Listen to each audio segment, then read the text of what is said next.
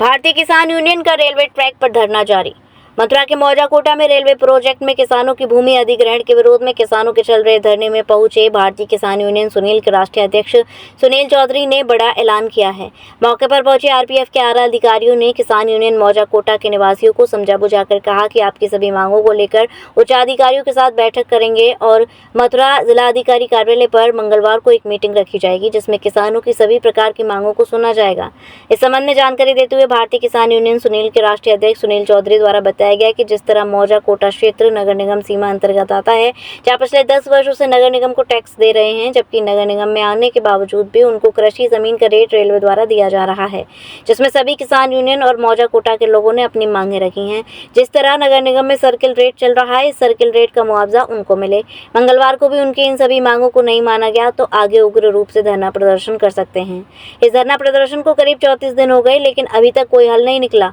यदि मंगलवार को उनकी सुनवाई नहीं होती है तो जिस तरह प्रशासन को 48 घंटे का अल्टीमेटम दिया था, उसके बाद NH-19 हाईवे को रोककर विरोध प्रदर्शन करने का ऐलान किया था, जिसमें रेलवे पुलिस तथा मथुरा क्षेत्रीय पुलिस और PAC पुलिस ने मौके पर पहुंचकर समझा बुझाकर उनको एक आश्वासन दिया कि आपकी सभी मांगों को उच्चाधिकारियों तक पहुंचा दिया है।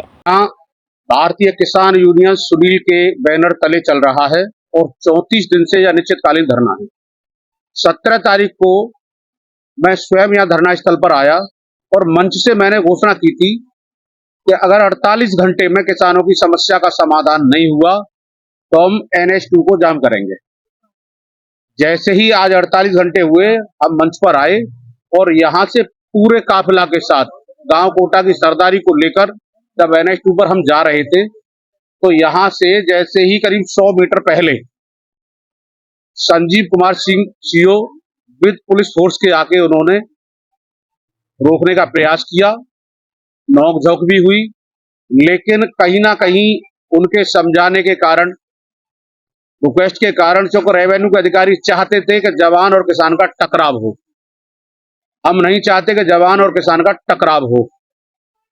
उन सब चीजों को देखते हुए DM साहब के द्वारा मंगलवार की 4 बजे कमेटी गठित की गई है। उसका लेटर हमें दिखाया गया, लेटर दिया गया है।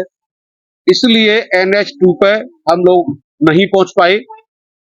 क्योंकि कहीं ना कहीं हम लोगों ने भी देखा कि जब मंगल का हमें समय दे दिया तो मंगल तक का फिर हमें इंतजार करना चाहिए।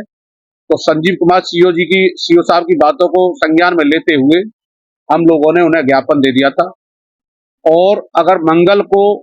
इस तरीका से मीटिंग है उसमें कोई समाधान नहीं होता, पीड़ित किसानों को न्याय नहीं मिलता है, तो आगे की रणनीति शीघ्र बनाई जाएगी और रणनीति के बारे में सभी पत्रकार बंधुओं को बताया जाएगा और फिर उग्र आंदोलन होगा ये जनपद मथुरा में,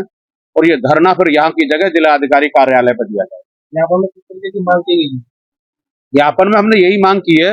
कि जब कोटा मौजा नगर निगम 10 साल से नगर निगम का टैक्स दे रहा है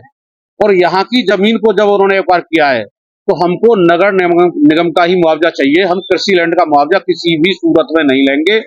और रेलवे विभाग और मथुरा प्रशासन अगर ये सोच रहा हो कि हम जमीन पर कब्जा कर लेंगे, एक कील भी उस जमीन में गाड़ने नहीं देंगे जब तक नगर निगम का मुआवजा नहीं ले लेंगे। सुनील चौधरी जिंदाबाद।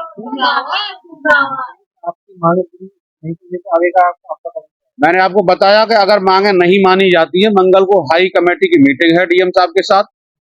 अगर उसमें हमारा समाधान नहीं होता है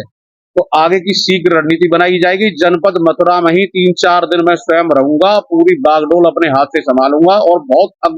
उग्र आंदोलन होगा। मंगलायतन यूनिवर्सिटी 1.5 दशक से शिक्षा के क्षेत्र में नए आयाम स्थापित कर रहा 70 एकड़ में फैला 8000 विद्यार्थियों व 150 योग्य व अनुभवी शिक्षकों के साथ मथुरा अलीगढ़ के बीच बेसवा में स्थित UGC द्वारा NAC+ ग्रेड प्राप्त विश्वविद्यालय मंगलायतन यूनिवर्सिटी